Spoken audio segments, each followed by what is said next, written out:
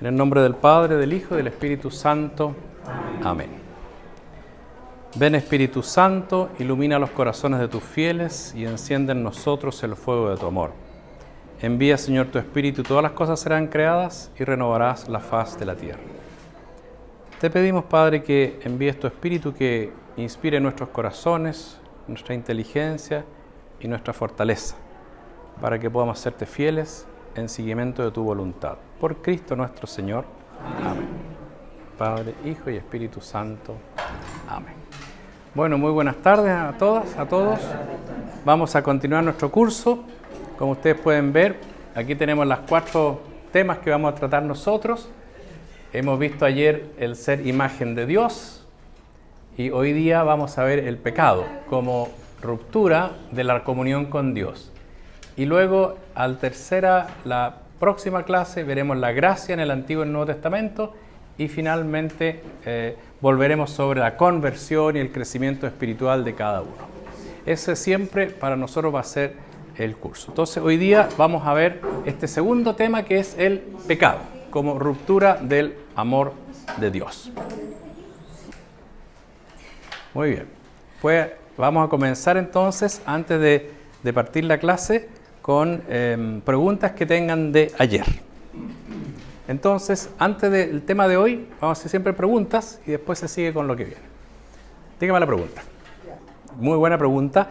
Esa es una pregunta importante porque efectivamente nadie ha visto a Dios jamás en el sentido pleno de ver a Dios. En esta vida no se puede. Ya Moisés decía, nadie puede ver a Dios y seguir viviendo, y realmente nosotros con estos ojos no podemos ver a Dios, que es invisible. Pero en Jesús realmente se hace presente Dios. Y Jesús dice, el que me ve a mí, ve al Padre. El Padre es Dios. ¿Y quién es ese mí? Cuando dice el que me ve a mí, es a ese Jesús encarnado que caminaba por Jerusalén. O sea, yo lo veo, yo puedo decir que es muy misterioso porque lo veo en Él y veo realmente al Padre en Él sin ser Él el Padre. Entonces yo veo a Dios sin ver a Dios. Es como una especie de que es como dijo, mira, yo veo tu corazón. Claro, lo veo y no lo veo. O sea, yo veo tu corazón en el sentido que te conozco y sé cómo amas o algo así, suponiendo que te conozco. Pero también no puedo decir que veo tu corazón en el sentido que no veo tu alma, ¿te fijas? Entonces uno ve quién eres y se ve a Dios quién es a través de la manifestación del Hijo y a través de la humanidad.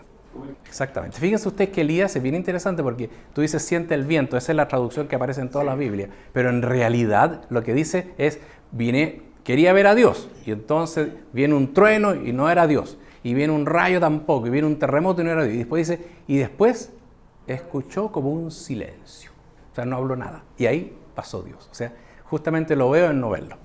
Ese es. Entonces vamos a la segunda clase, que es sobre el pecado. Ya dijimos que vimos la vez pasada el hombre, el ser humano como imagen de Dios, y ahora viene el segundo punto, que es el pecado, que sería como de alguna manera una ruptura de esta imagen, para pasar después el jueves a la gracia como el don de Dios que nos transforma y terminar con el camino de crecimiento del ser humano.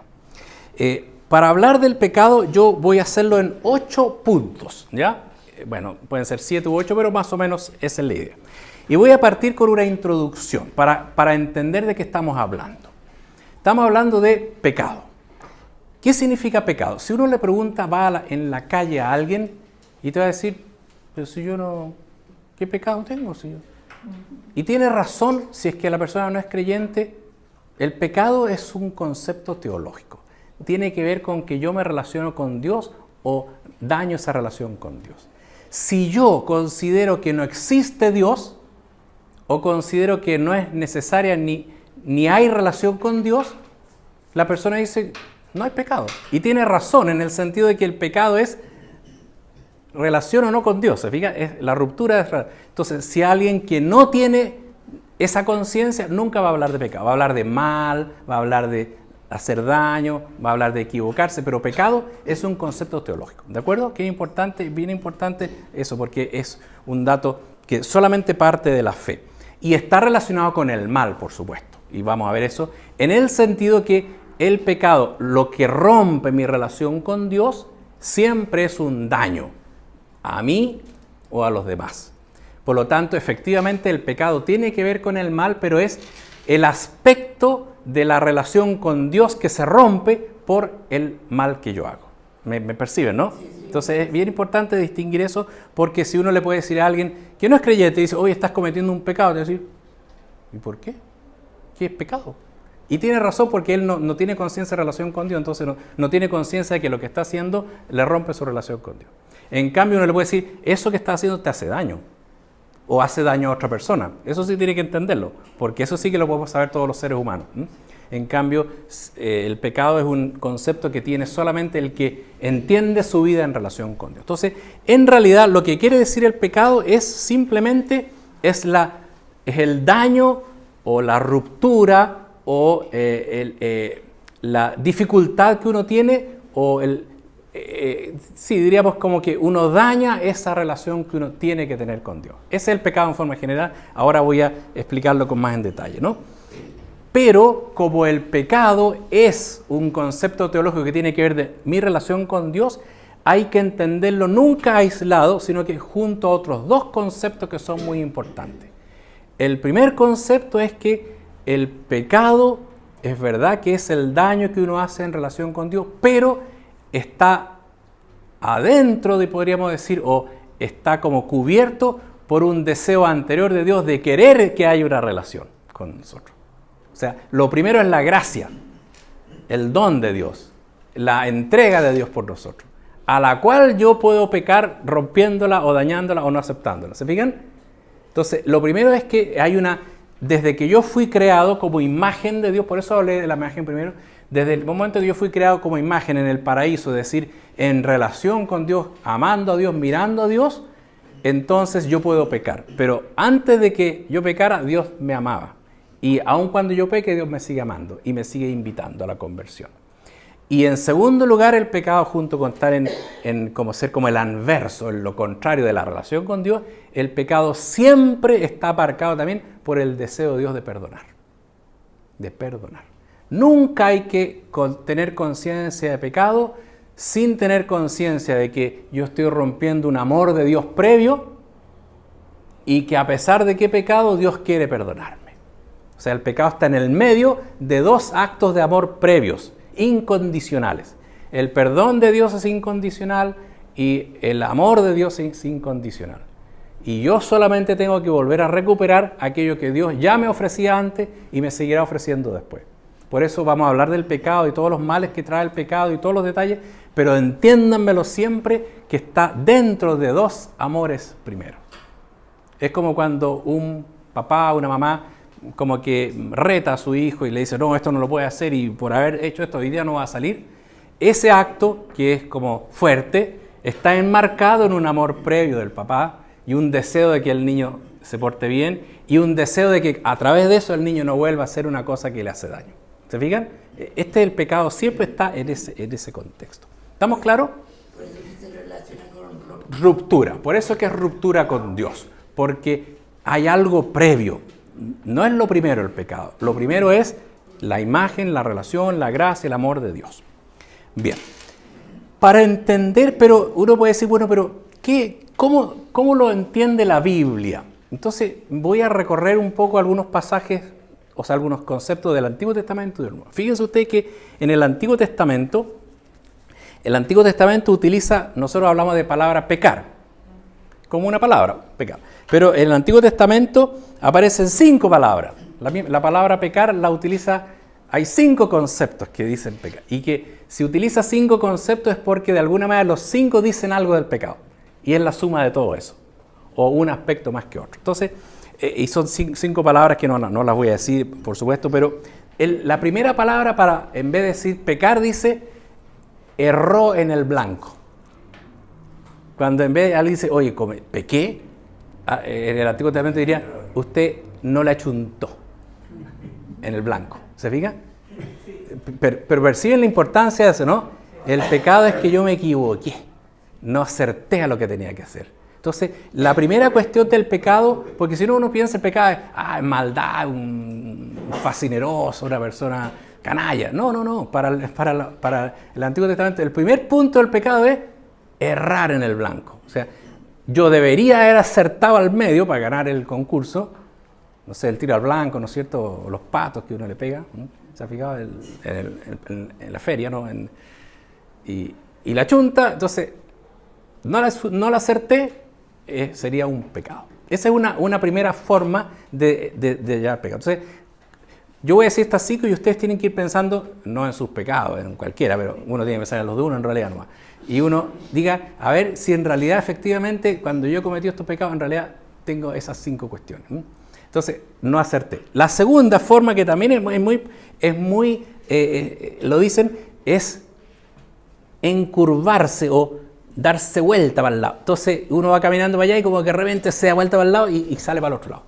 O sea, en el fondo se equivoca de camino. Tuerce el camino. Es como torcer el camino, ¿no? Bueno, si alguno de ustedes maneja, si uno va manejando y de repente suelta el volante y el auto se empieza para el lado. Eso es pecar. Torcí el camino. No seguí por el camino, como que me desbarranqué. Es como, en el fondo es torcer el camino. Entonces puede ser como que yo me encurvo y entonces ya no miro a la persona, sino que me miro a mí mismo. O puede ser que voy caminando y empiezo a caminar para el lado. Conclusión, me equivoco el camino. O sea, la segunda idea, una es no acertar en el blanco y la segunda es me equivoco de camino. Porque en el acertar es como que yo quería, pero no pude. En el otro es que yo iba caminando y de repente me equivoqué nomás. No me di cuenta y me equivoqué el camino. Esa es como la segunda forma. Hay una tercera cosa que le dice, el pecado también lo utilizan y diciendo, me apropio de lo que no es mío. Yo podría decir uno robar, ¿no es cierto? Pero no es robar, sino que me apropié de lo que no era mío. Es decir, en el pecado yo como que trato de decidir yo, pero no soy yo el que decide. Es el caso de Adán, ¿no es cierto? Usted no puede comer de este árbol. Dice, no, si es bueno para comer, yo me lo como igual. O sea, se apropió de lo que no debía, ¿no? Él creyó que él sabía más que Dios. O sea, en el fondo también es de alguna manera decir, yo sé más que Dios. Y por lo tanto, yo sé lo que es mío. No me dejo llevar por Dios que me dice, esto es suyo, esto es del otro, esto es de otra persona. No, todo es mío. O sea, en el fondo uno se pone como el egoísta que uno es dueño de todo. Que el pecado es eso, ¿no? Que en el fondo yo voy a hacer lo que quiero. Y no es así. Entonces esa sería como la tercera forma, ¿no? Una cuarta cosa que se le llama al pecado también, lo utilizan la palabra, dicen, es como cuando a una silla le falta una pata, o sea, defectuoso, ¿no? Tiene un defecto. No es como tendría que haber sido, porque una silla tiene 4 patas, pues, y tenía 3 nomás, entonces siempre va a estar un poquito tacojeando la silla. O cualquier cosa que yo haga, ¿no? Yo entrego un papel, está manchado, o sea, tiene un defecto, o le salió una esquina. Entonces, como que no, o no sé, cualquier cosa, yo un sobre y no tiene goma, entonces no lo puedo pegar. O sea, algo que está defectuoso a como debería ser. Entonces, el pecado también es como que yo hago una acción defectuosa. Falló, no es lo que tenía que haber hecho. Claro, incorrecto nosotros lo decimos, pero en el fondo es porque tenía que haber sido distinto. Yo tenía que haber conversado con buenos modos y le dije de un modo diferente. Eso fue una forma defectuosa porque faltó el elemento de bondad, de preguntarle. Entonces, defectos. Y la quinta cosa, ya por supuesto, ya el pecado también puede ser alguien que hace algo impío, o sea, se ríe de Dios y dice algo, yo no me importa Dios. Es la impiedad, ¿no? Es decir, me olvido de Dios. No me importa lo que piense Dios. Hacer algo sin importarle lo que Dios me ha dado. Entonces, ahí tenemos, fíjense ustedes que el pecado, si ustedes miran esas 5 características, todas esas tienen que ver con uno. Con uno que se daña a sí mismo. ¿Se fijan qué es lo más importante? Porque la gente dice, a veces puede pensar, ¿qué es lo que son pecados? Bueno, lo que Dios dijo que eran pecados. ¿Y por qué dijo que eran pecados? No tengo idea, pero si Dios dijo que eran pecados, son pecados. Y no es así. El pecado no es lo que Dios dijo que sea pecado. Ni es porque a Dios se le ocurrió que sean pecados.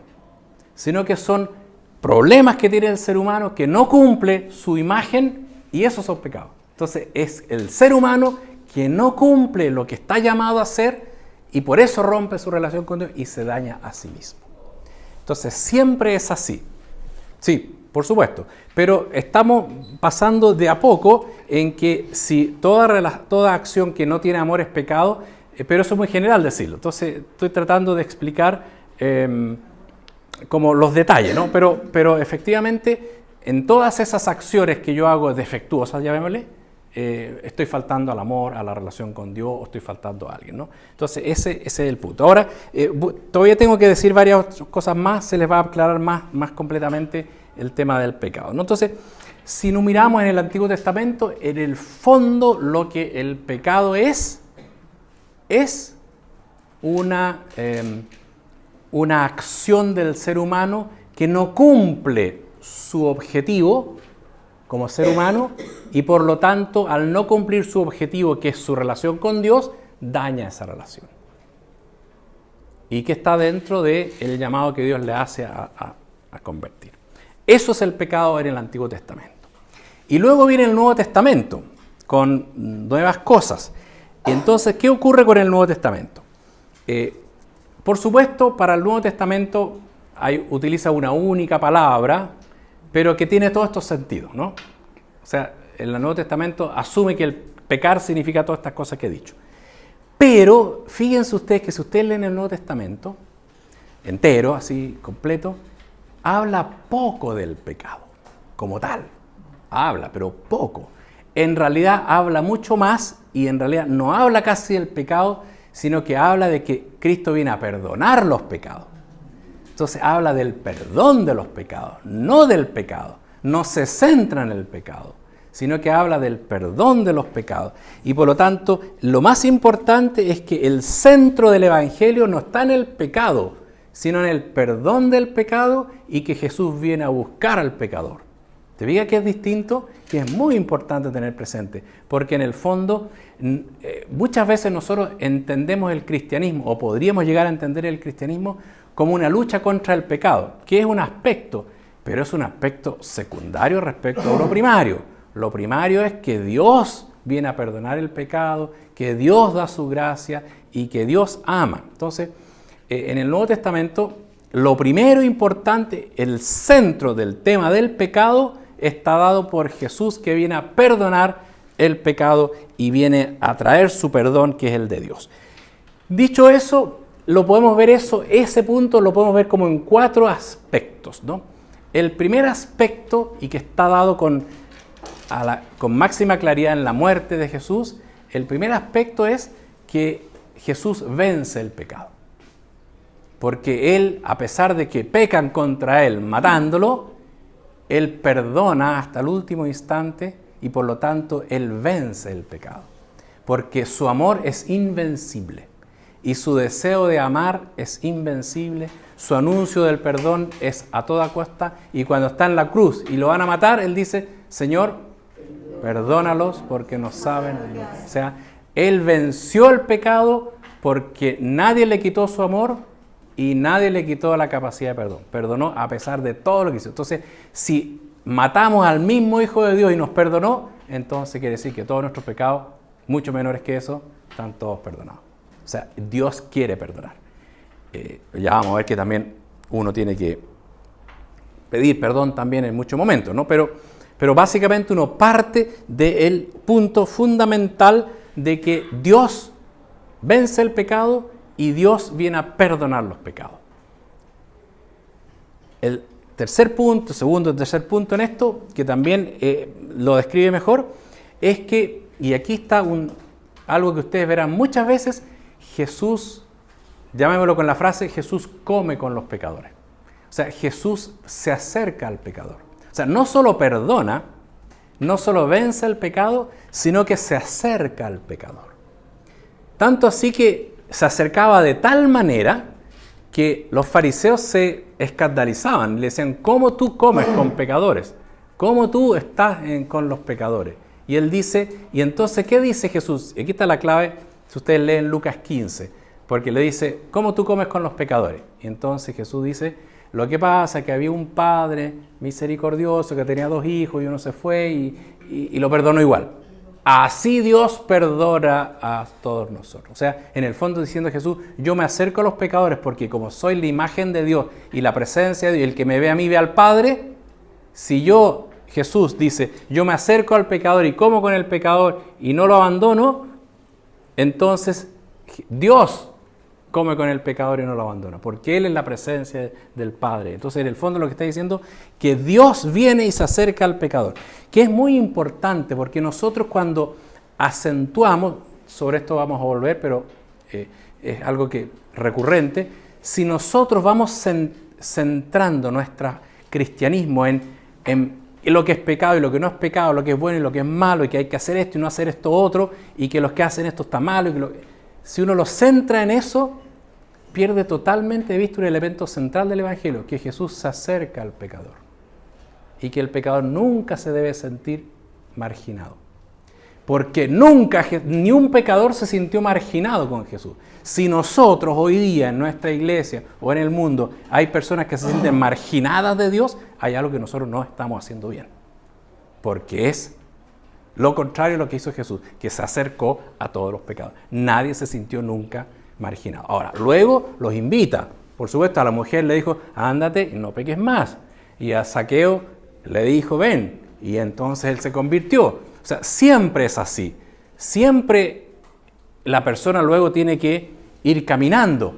Pero el primer paso es incondicional y es absolutamente el único que hace Jesús. Se acerca al pecador y comparte la vida con él.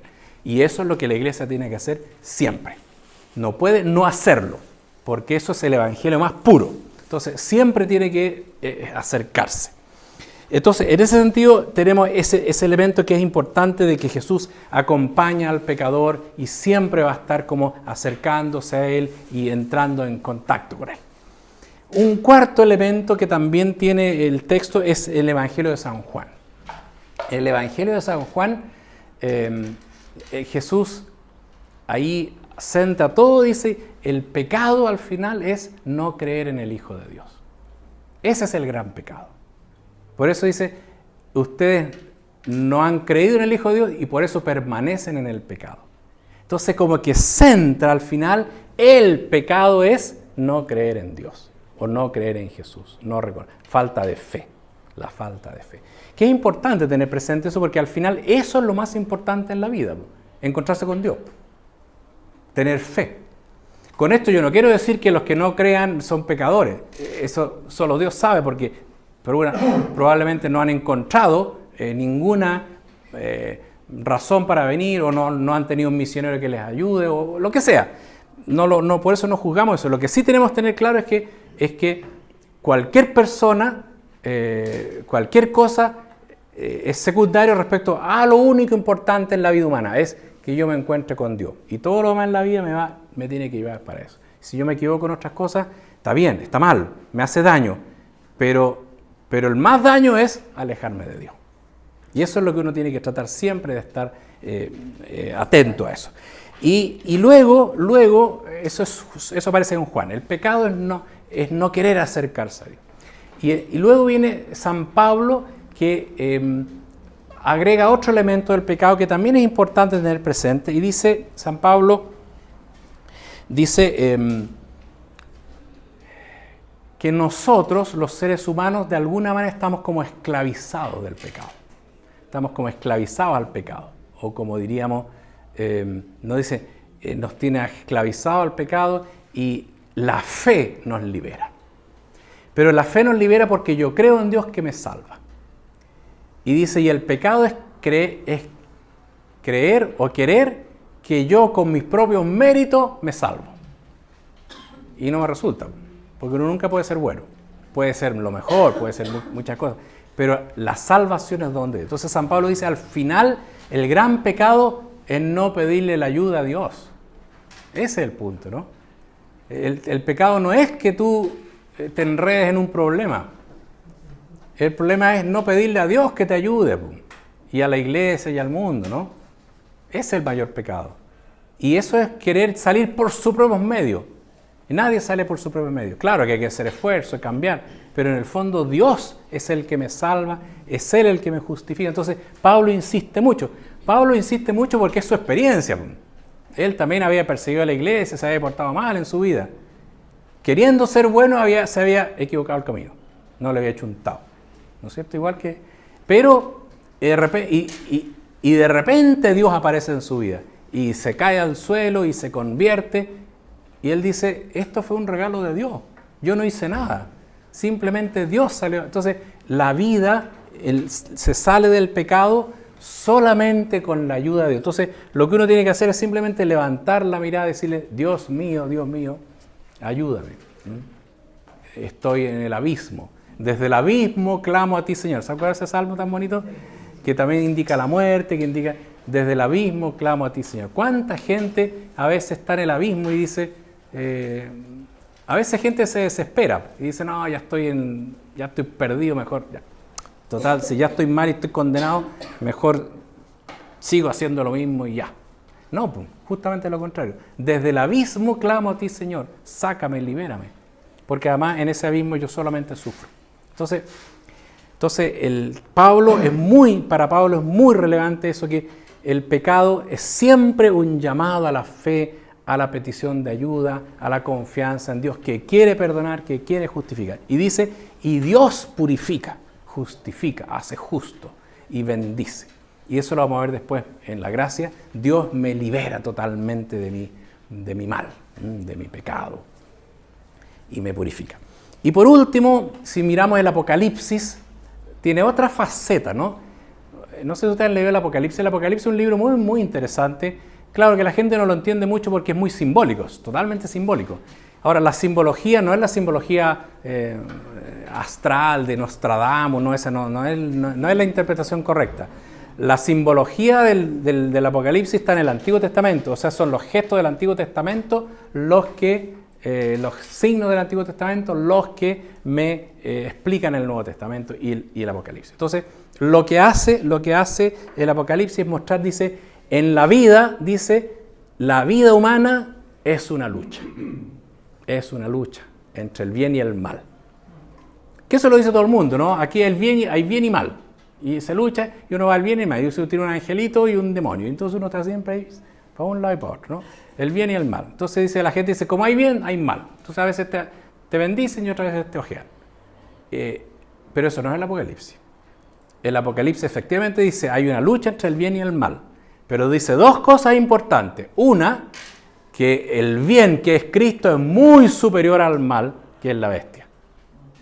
Y segundo, no solamente que es muy superior Dios a cualquier mal, sino que además el mal ya está vencido, porque Jesús ya venció el mal, nos ha perdonado y nos va a dar la salvación. De tal manera que cualquier lucha que nosotros hacemos, ya sabemos que ganamos, si seguimos con Jesús. Es como jugar un juego y uno ya sabe que ganó, alguien le dio la clave, entonces uno ya está seguro que gana. Entonces uno juega seguro, tranquilo, apuesta nomás, porque dice, yo sé que voy a ganar. Eso es más o menos, en el sentido de que realmente Dios nos ha salvado y venció el mal. Por lo tanto, cualquier vez que yo intente luchar contra el mal, entonces siempre va a ser uno. Si uno se acerca a Jesús, va a ser llevado al triunfo. Si se acerca a Jesús, si le pide su ayuda, si está con él. Entonces, eso es lo que es el pecado. Entonces, mirando todo esto que he dicho, vean ustedes cómo se sintetiza, ¿no? De que, por una parte, el pecado en muchos aspectos al final es que yo me daño porque no acierto a lo que Dios quiere para mí.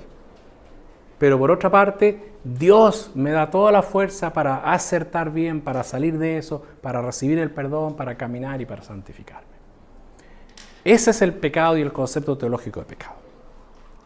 Pasemos entonces ahora a un cuarto punto, que la pregunta que nos podemos hacer. Pero, ¿de dónde viene? ¿Por qué nosotros pecamos?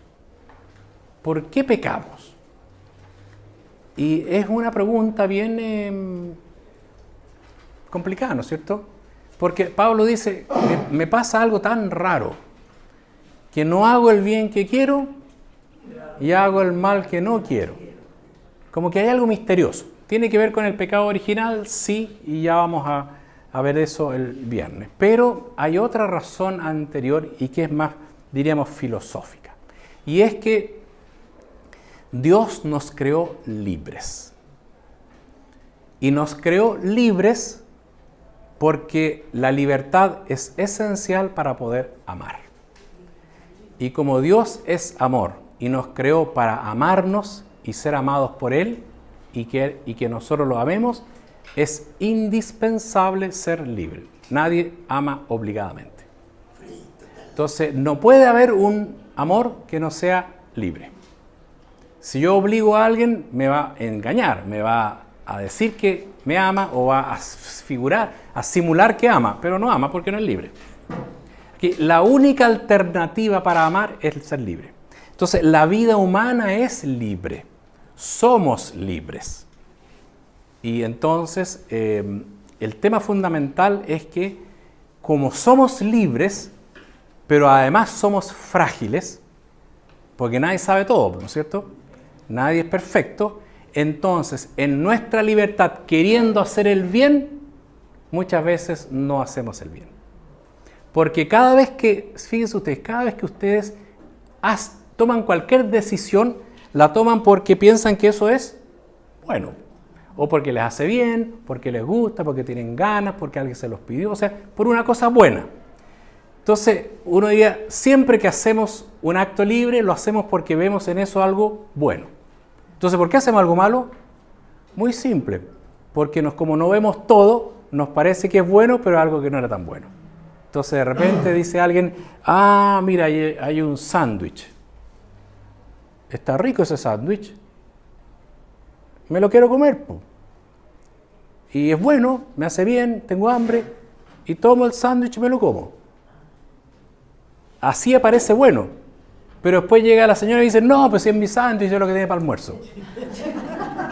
Era malo, po. No vi todo. Me dejaste sin almuerzo. Claro, fue malo lo que hice. Me robé su sándwich. Pero en el momento yo lo creí que era bueno. O me puedo engañar también, pues, porque yo podría sospechar que alguien dejó el sándwich, debe ser dueño. Pero lo hago porque algo bueno, me dio hambre, me gustó, pero no tenía todo el panorama. La señora que se había comprado un sándwich y iba a quedar sin almuerzo, ¿te fijas? Entonces hizo una cosa mala. Entonces, siempre lo que yo hago, el pecado, es porque yo creo que es algo bueno que no era tan bueno. Y por eso muchas veces en el momento, pongamos un caso inventado, pero alguien que tiene su vida y de repente como que se entusiasma con otra persona y comete una infidelidad, en realidad en ese instante él piensa que está haciendo algo que le viene bien, o me siento tan bien, qué sé yo, pero en realidad está haciendo algo pésimo porque tiene a su esposo o su esposa en la casa. ¿Te fijas? Entonces, el momento o la situación puede aparecer buena, pero en realidad mirada en completo es pésima. ¿Te fijas? Entonces, entonces el pecado viene porque nuestra libertad, que es plena para hacer lo que queramos, no siempre va acompañada de un discernimiento adecuado y hacemos algo que está malo porque creemos, porque nos ayudó, porque parecía bueno. Entonces, al final hacemos las preguntas y para redondear las ideas, ¿no? Entonces, el punto está en que la libertad limitada y frágil como la nuestra es lo que permite, es lo que suscita que haya pecado y mal. Lo mismo el mal, ¿no? O sea, todas las cosas malas. Pero la pregunta entonces, usted me dice, bueno, ¿y para qué Dios nos creó libre? Pues mejor entonces no nos crea libre. Y así, siempre la gente dice, ¿cómo Dios, si Dios ve el mal, ve la guerra en Ucrania, ve la guerra en Palestina, en Israel, ¿cómo hace algo? Bueno, la otra pregunta sería que no creara libre. Y en realidad es mejor ser libre que no ser libre. Porque la otra alternativa es que no hubiera creado nomás. No existir. No sé si alguno de ustedes hubiera preferido no existir. Bueno, hay gente que ha sufrido mucho en la vida. Hay gente que ha sufrido en la vida y diría mejor no haber existido. Pero si lo mira bien de fondo, en todo momento de su vida, en muchos años ha dicho, sí, yo quería vivir. Pasa que viví malo y esto me fue mal. Esto no hubiera querido vivir. Pero nadie dice, mejor no vivir. Alguien dice, mejor así como estoy viviendo, mejor no vivo más. Pero no dice, mejor nunca haber vivido. Aunque puede darse, no puede darse, yo no digo que no. Pero son siempre por sufrimientos tremendamente grandes. Pero en general, uno sabe que la existencia es algo bueno. Y por eso Dios quiere que existamos y quiere que amemos. Entonces alguien dice, no, amar es muy bueno, sí. No, pero me ha medio tan remar en amor y puro sufrimiento. Mejor no hay amor porque es para puro sufrir. No, es verdad que se sufre, es verdad que hay muchos problemas cuando no se le corresponde, Pero amar es bueno, amar es bonito. Y un papá sufre que su hijo se le mande cambiar y no lo quiere, no se acuerda nunca más de él. Pero no por eso deja de amarlo y no por eso no está contento de haber tenido un hijo. ¿Se fija? O sea, el amor muchas veces produce sufrimiento, pero precisamente porque es algo bueno. Y la existencia muchas veces tiene problemas, pero porque es algo bueno. Entonces, el pecado en realidad es como un problema que surge, pero es menor respecto, y el mal, a la gracia inmensa de existir y de poder amar. Y para eso es indispensable ser libre, aun cuando muchas veces, y todos nosotros somos pecadores, pero por sobre eso, siempre Dios nos va a estar llamando, siempre nos va a estar ayudando, como hemos dicho, y volveré sobre eso. Entonces, digamos que esa es como la razón, una libertad no lograda. Pero aquí hay otro elemento que es importante y que sería, diríamos, el quinto punto, es que de alguna manera nosotros dijimos ayer, ¿no es cierto?, que cada uno es un ser humano desde que existe y va caminando y Dios lo va siempre ayudando y uno se va como armando, ¿no? Uno va siendo el que es, ¿se ha fijado? Uno va construyendo su vida.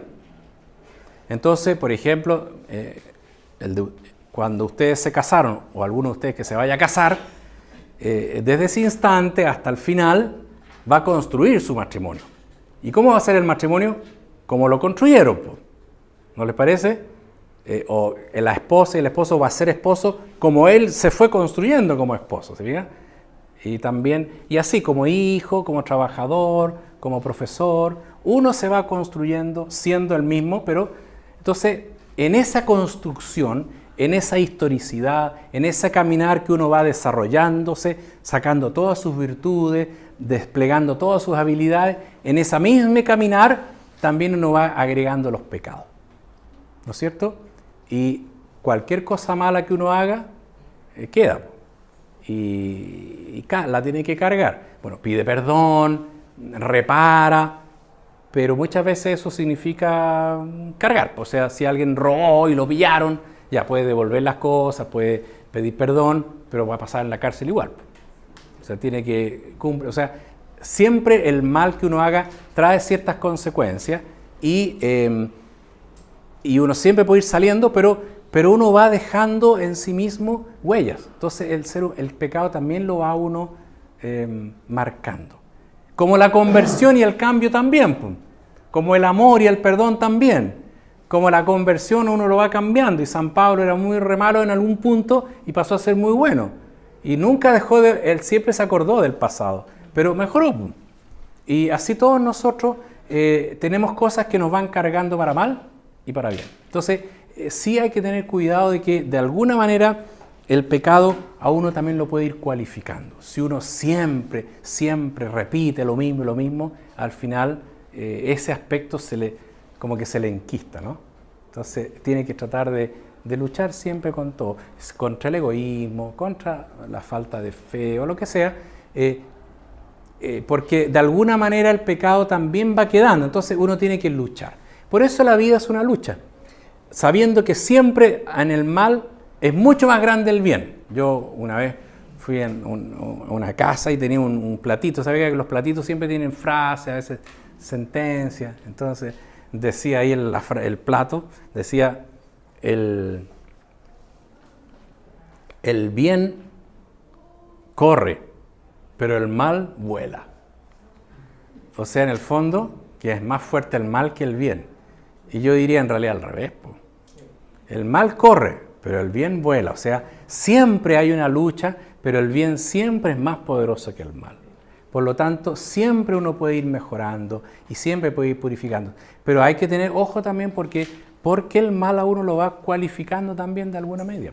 Y lo va haciendo, entonces, pero cuidado, no sientan que esto es como, pucha, uno dice, estoy frito ya, no, ya soy así.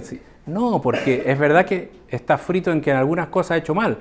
Pero no puede olvidarse que antes que eso y más fuerte que eso es el espíritu que adentro también está trabajando, aunque no lo vea.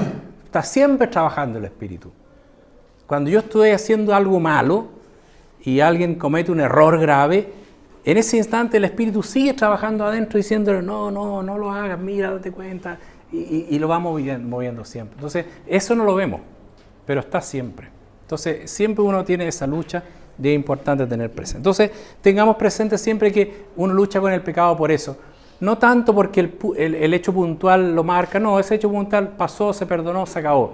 Pero es la continuidad o una y otra vez que uno puede ir como andando por mal camino, se va desviando o no le va chuntando, ¿no? Entonces, ese es como un punto más importante. Y pasemos todavía a otro punto que de alguna manera, volviendo a estas frases del pecado, ¿qué es el pecado? Como daño al ser humano, fíjense ustedes que hay una cuestión importante, y es que si nosotros somos imagen de Dios, ¿no es cierto? ¿Somos imagen? Y por lo tanto, ¿qué significa que uno es imagen de Dios? Que en el fondo de nuestro corazón, en lo más profundo de nuestro corazón, está Dios. Eso es imagen. O sea que en lo más profundo está Dios en mí, habita en mí, y yo estoy como configurado por Jesús. Entonces, como que uno dice, si uno va mirando el ser humano así, va entrando, ¿qué se va a encontrar? Se va a encontrar con el corazón, con la sangre. Bueno, eso es físico, pero si uno entra en lo espiritual, finalmente al fondo se va a encontrar con Jesús, que lo estructura uno. Porque como uno es una imagen, ¿se ha fijado? Si aquí yo quiero hacer una imagen, yo hago una iglesia, por ejemplo, dibujo una iglesia aquí, ¿ya? Y entonces, que la que está afuera, ¿ya? O el colegio, y hago un monito con 3, 4 palos, eso es como el esquema, ¿no? Y eso está en la iglesia, en el fondo, porque es la forma, ¿no? Y así Jesús está en nosotros, en nuestra forma. Entonces el pecado, la ruptura con Dios, esto de equivocarse el camino, no solamente es una ruptura de la relación con Dios, sino que eso es un punto, no solo es eso, ni siquiera solo es que yo también me hago daño, que también me hago daño porque me carga, me va dañando, sino que también es una contradicción a lo que yo soy. O sea, hago lo contrario a lo que yo soy. Porque en el fondo, si yo soy hijo de Dios y vivo en Dios y estoy llamado a amar a Dios y a expresar el amor de Dios y la gloria de Dios y la vida de Dios, que yo haga una cosa contraria a eso, en el fondo me contradigo a mí mismo, ¿no? No dejo de ser hijo, no dejo de ser humano, pero hago cosas que me contradicen, que me dañan. Y por eso el pecado también en alguna medida es una contradicción. Entonces uno piensa en la eternidad, si alguien rechazara a Dios toda la vida y se acabara y hubiera una condenación, es una contradicción, porque está haciendo lo opuesto a lo que es creado. Es como si yo, no sé, cualquier cosa que uno la hace para una cosa, si yo hago una botella para guardar agua y yo la uso, le pongo hoyos para que no caiga el agua, no quepa el agua, contradigo para qué se hizo, ¿no es cierto? Porque se hizo precisamente para guardar agua y yo le hago hoyitos que la hacen lo contrario, no guarda agua. Entonces, claro, la puse para otra cosa, ¿te fijas? Pero pone un ejemplo cualquiera, ¿no? En el fondo es hacer lo contrario a lo que yo estoy hecho. Entonces por eso, con esto quiero decir que nunca hay que mirar el pecado como lo que hay que hacer, lo que no hay que hacer, lo que Dios dijo, lo que Dios no dijo. Sí, eso me ayuda. Es como un niño decirle, mire, no meta los dedos al enchufe. Ya, está prohibido. Te va a castigar si los mete. Pero en el fondo lo que le estoy diciendo no te contradigo, porque si lo haces te hace daño tú mismo, ¿te fijas? Entonces, los mandamientos y todo es la advertencia, pero en el fondo ese no es el punto. El punto es lo que me hace bien y lo que no me hace bien. Ese es como... Entonces, por eso que el pecado me va contradiciendo y me va haciendo menos, me desarrollo menos, me planifico menos, gozo menos la vida, vivo más atormentado.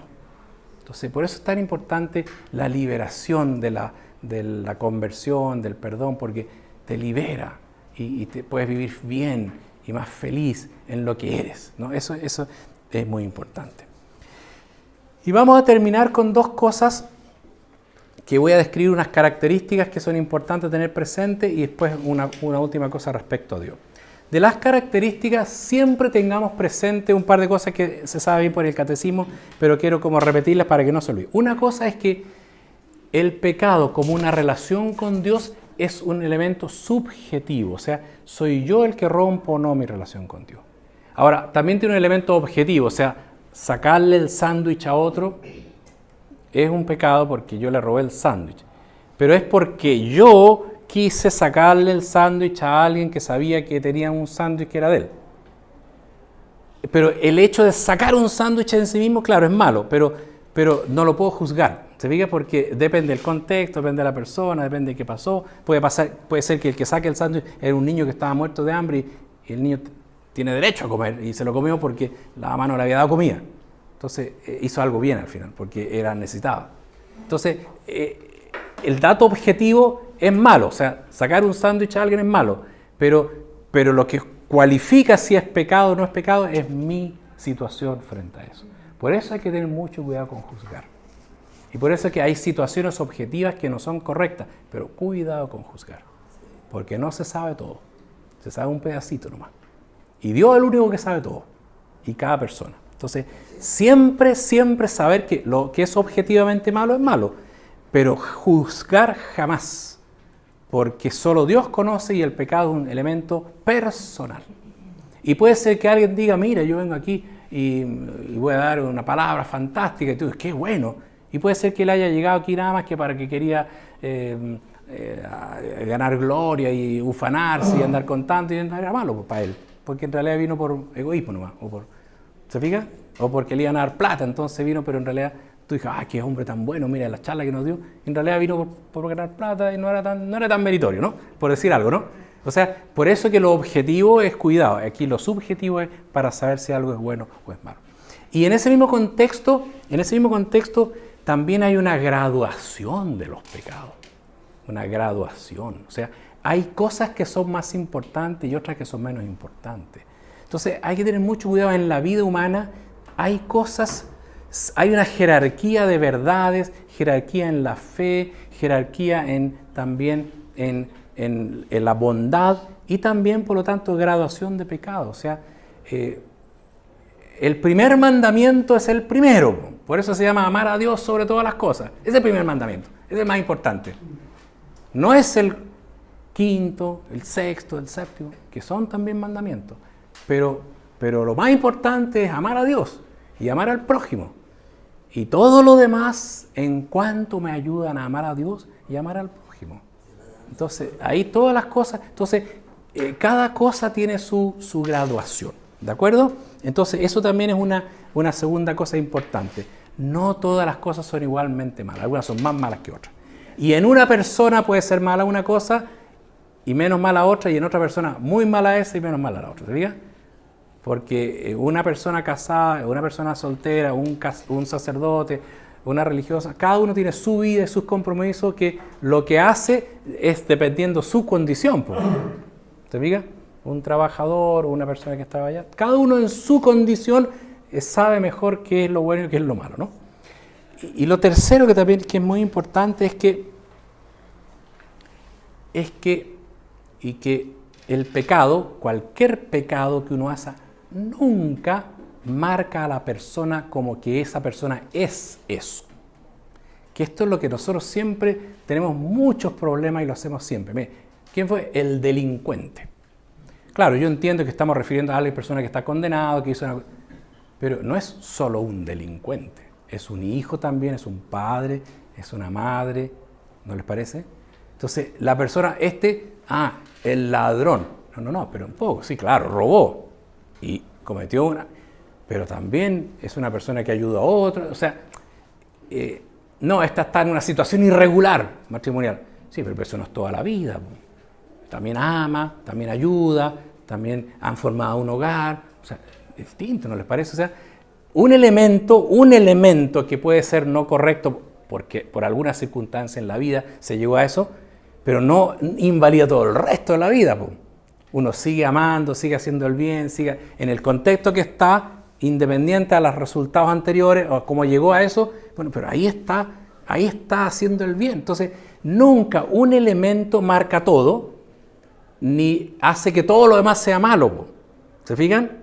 Claro, en un punto yo no actúo bien, pero en todo lo demás sí. Po. Ahora, no es que se complementen, ¿no? Porque si alguien abusa de otro es gravísimo y no por otras cosas buenas que ha hecho, esto no va a ser malo, es malo igual.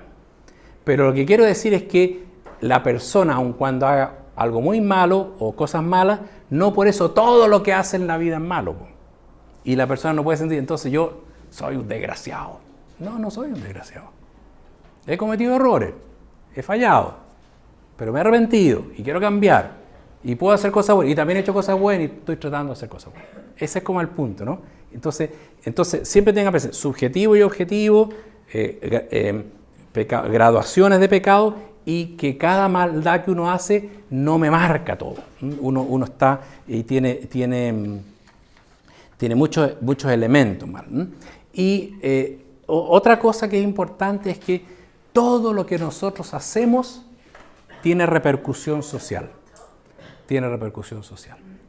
O sea, todo lo que nosotros hacemos afecta a los demás. Y lo que los otros hacen, me afectan a mí.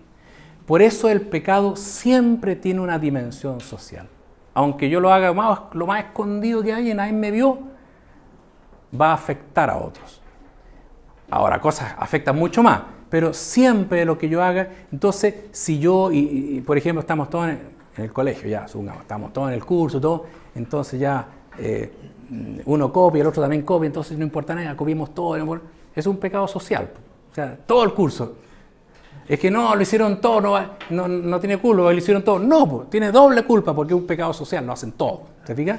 Eso se llama pecado social, pecado estructural. No, es que todos roban, así que yo también robo. No, es un pecado social.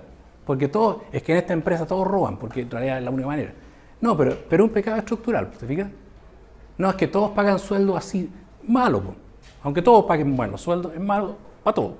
O sea, todos cometen el pecado de injusticia. ¿Se fijan? O sea, uno comete pecados personales, pero cuando la sociedad se empieza a aceptar los pecados personales, pueden transformarse también en pecados sociales, pecados estructurales, donde parece normal lo que no es normal.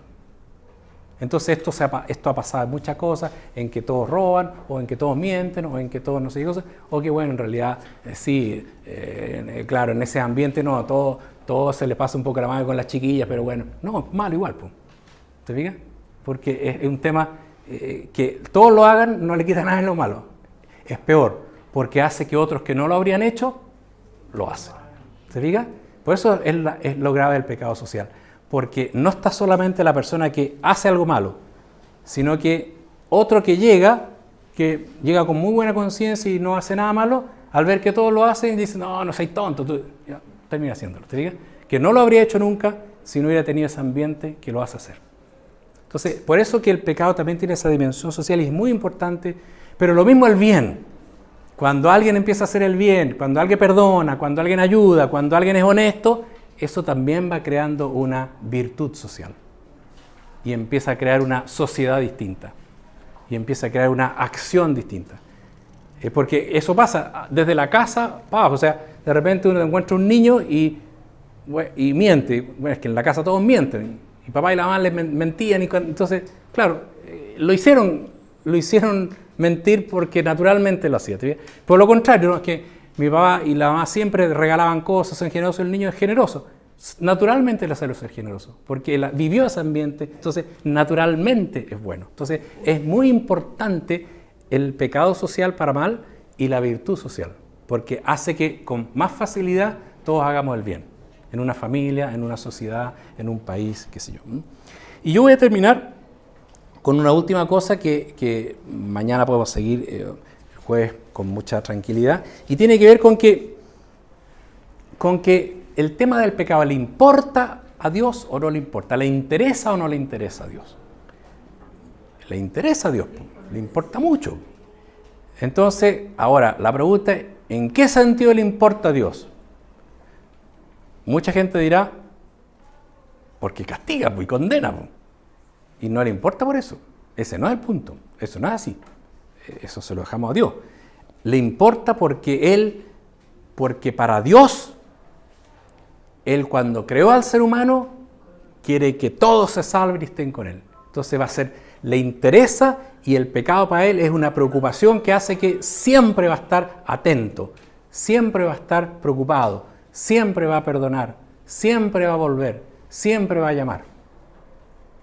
Entonces Dios nunca abandona al pecador. Y entonces el pecado es un tema que le importa mucho a Dios. Entonces uno puede decir, ¿y le afecta el pecado? ¿Se afecta a Dios? ¿Sufre? ¿Sufre o no sufre con el pecado? Sufre con el pecado. Claro, es Dios, es inmutable en un cierto sentido, pero el amor sufre cuando el otro está dañado. El amor siempre le importa lo que le pasa al otro. Misteriosísimamente a Dios le importa lo que nos pasa a nosotros. Le interesa lo que nos pasa. Se preocupa. Entonces, ¿qué es lo que hizo? Mandó a su Hijo. Él mismo viene, el Padre se hace presente en el Hijo, y Él mismo asume la condición humana para mostrarnos que nos perdona y que quiere salvarnos y que quiere llevarnos por el camino del bien, y nos perdona de todo y nos invita a seguirlo. O sea, se involucró totalmente en la vida humana llena de pecado, ¿no? Asumió, San Pablo dice, Él se hizo pecado por nosotros. No en el sentido de que cometió pecados, sino que asumió toda la condición humana bajo toda la fuerza del pecado, sufrió el pecado humano y perdonó el pecado humano. Y resucitó y nos mostró un camino para caminar sin pecado. ¿Se fija? Entonces, eso es lo importante de Dios, y por lo tanto, Dios asume el pecado y está con nosotros y siempre se va a preocupar de nosotros. Alguno me preguntará, para concluir, ¿y qué pasa con los condenados y el infierno?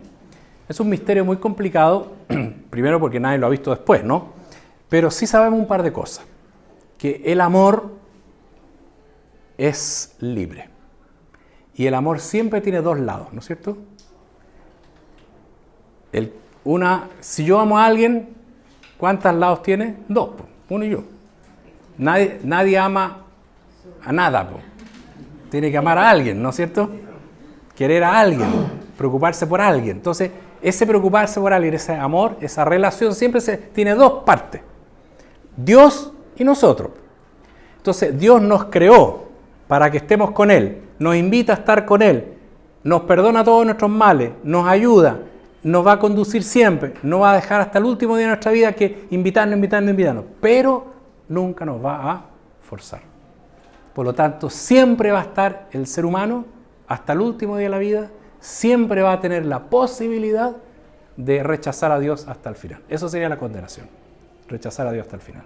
Pero Dios va a hacer todo lo posible hasta el último día de nuestra vida para que nosotros lo acojamos. Pero siempre la última palabra en el amor la tiene cada parte. Dios ya dijo la suya, siempre te voy a llamar y siempre te voy a acoger. Haya hecho lo que haya hecho, si quieres venir. La otra palabra la tenemos nosotros. Queremos pedir perdón, queremos caminar y decirle, Señor, creo en ti, ayúdame, aunque soy un pecador, pero ayúdame, quiero llegar a ti, y eso ya te abre el camino. Por lo tanto, siempre es posible que alguien hasta el último instante rechace todo, pero hay que tomar en cuenta que Dios es Dios y va a hacer harto esfuerzo para que nosotros lo sigamos, ¿no? Pero siempre la última palabra la va a tener el ser humano de decir sí o no en cualquier relación humana. Bueno, este tema va a ser complementado con el de la gracia y con el del cuarto, pero creo que con esto hemos cerrado bien, y tengan presente que es muy importante entender todo esto del pecado en el contexto más amplio del amor inmenso de Dios que quiere nuestra salvación y que nos ayuda. ¿De acuerdo?